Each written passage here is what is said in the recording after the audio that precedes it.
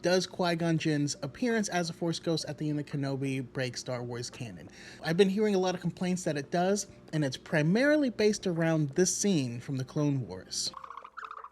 Show yourself, can you? I cannot. My training was incomplete.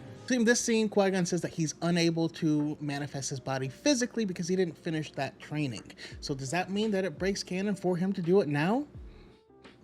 No. The first question you have to ask yourself is, okay, he couldn't do it then.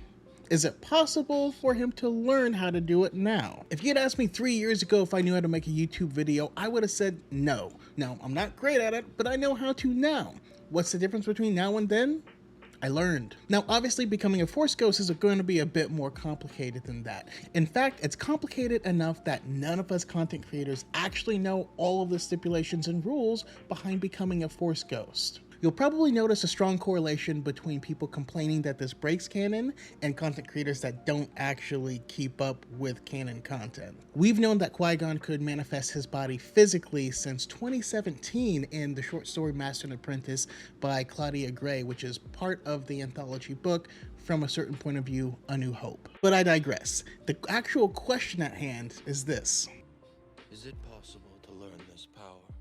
Is it possible that Qui-Gon learned how to constitute his body after the fact, after he had already died? Now, he obviously retained his consciousness, so he could still learn things, and we have a clue that proves that he could have. Tell me what you see in this scene.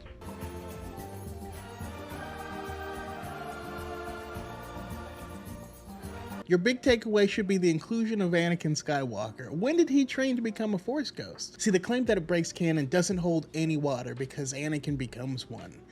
When did he learn how to? After death. If it's possible to learn afterwards, then why is it unreasonable to think that Qui-Gon did the same thing?